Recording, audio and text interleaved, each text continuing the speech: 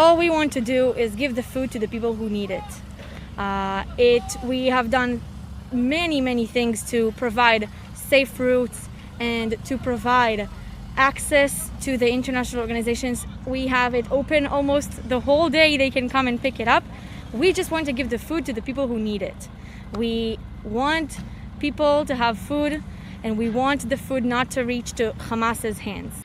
Is Israel starving Gaza? I want you to take a look at this clip of Avi Amini, an insider, going into the Gaza envelope and going to the Kerem Shalom crossing and exposing with an IDF soldier exactly why Israel is not starving the people of Gaza. Take a look. All we want to do is give the food to the people who need it. We have done many things to provide safe routes and to provide access to the international organizations. We have it open almost the whole day. They can come and pick it up. We just want to give the food to the people who need it. We want people to have food, and we want the food not to reach to Hamas's hands. Avi Amini for Rebel News, where we've just crossed the Kerem Shalom border from Israel and now currently inside of Gaza. We are at the Gazan side of Kerem Shalom crossing, where after the trucks are being checked that there's only humanitarian aid in them, they drop off the aid here, waiting for the international organizations to pick them up. So as you can see, we're surrounded by humanitarian aid, tons and tons, where they say about 300 to 400 truckloads a day enter. So are the people of Gaza starving? If they are, it's not because the aid isn't coming here, but it's because the UN and other organizations are refusing to deliver it. The empty trucks waiting to enter now to pick up a load, to take it to the people who need it most, only kilometers from here. Each day from about 300 to 400 trucks are being brought into Gaza, drop off the aid here, waiting for the UN and other international organizations to pick it up. And sometimes they do it faster, sometimes not, but it changes from one to another. And the workers here employed by the distribution center by Israel are Palestinians from within the Gaza Strip. If there's food not getting to them, why is it not getting to them? We do our part. We bring the safe routes. We bring the food. We check the trucks. We coordinate with international organizations. All they have to do is just come, pick it up, and give it to the people. And are they not doing that? I guess just look around. And why are they not doing it? Is it, and why are they telling? I don't know to speak for them, but I know we do our part. We bring it here. If you think it's important for the world to see the true story about the humanitarian aid here in Gaza, make sure to like, comment, and share. Great job there by Avi Amini. I recommend you check him out. He's doing some great work. And the reason why they're not doing it is twofold. They want to make Israel look bad, but also, they're really an incompetent organization. The UN had like 90% of their trucks stolen that went into Gaza. So everything that the UN is bringing in, about 90% of it is getting looted by Hamas. And so they're really just terrible all around. That's all I have to say about that. I think a great job there by Avi Amini. Here's another clip of him actually in Israel talking to far left Israelis who say that they trust Hamas more than they trust Bibi, and the Israeli government. Take a look. And the Israeli government falls, right? And withdraw all the soldiers. Hamas remains in power. And after 2 years, why do you need a negotiation? Can't Hamas just release the hostages? Hamas said yes. When Hamas said yes to the negotiation, Netanyahu said no. Hamas said yes. Do you believe Hamas? Of course I believe Hamas. Do you believe Hamas? I believe Hamas more than I believe Netanyahu. Yes, you can quote me. I believe Hamas more than I believe my prime minister. Yes, no doubt. That is wild. All right, guys. I just think it's amazing, though, that you're in Tel Aviv and you're able to do that. And that's what I love about Israel. I think it's a real robust democracy. Free for the Jews. Free for the Jews. It's an apartheid state. There are 20% Arabs here, and I've been meeting Arabs all day.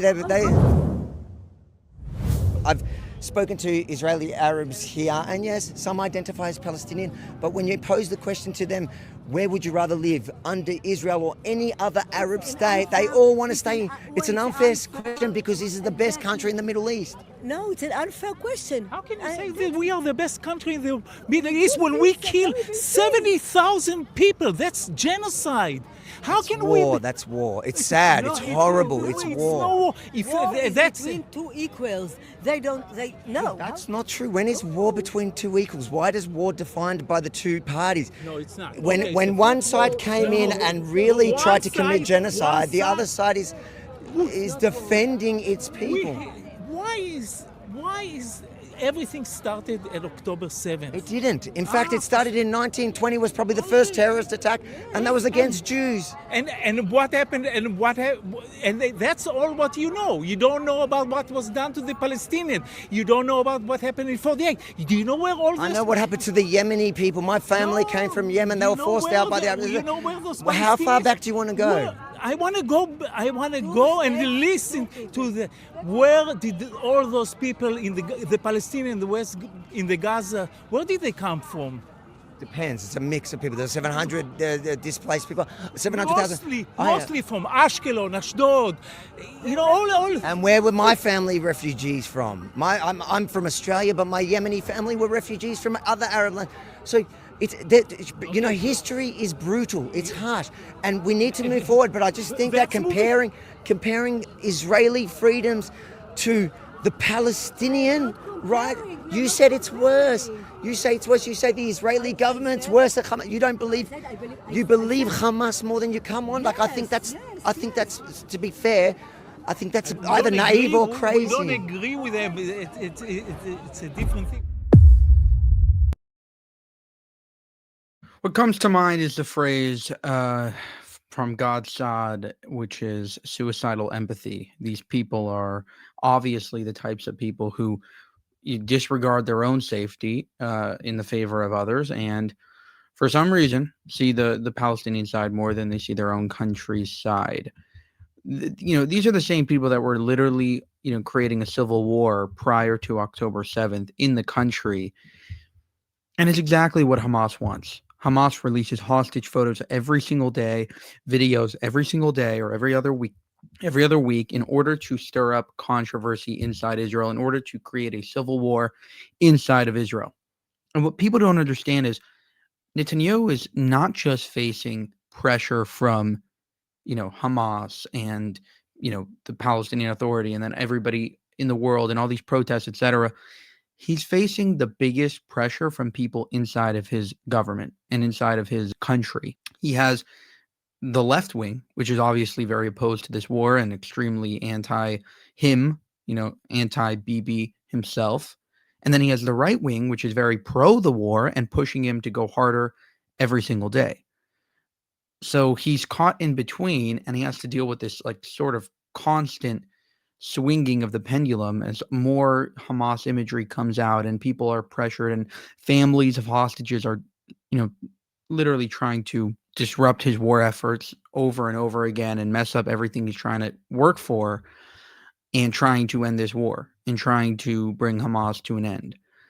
So it's really a crazy balancing act. And before you criticize a guy like him, understand the impossible task that's before him. He has to balance all of these things while also running a government, while also trying to finish the war, which I think is unbelievable. Now, I'm not an incredible supporter of Bibi, but I think that people need to give him the benefit of the doubt here when you have people like this in your country. Thank you for watching this video, and here's a message from me.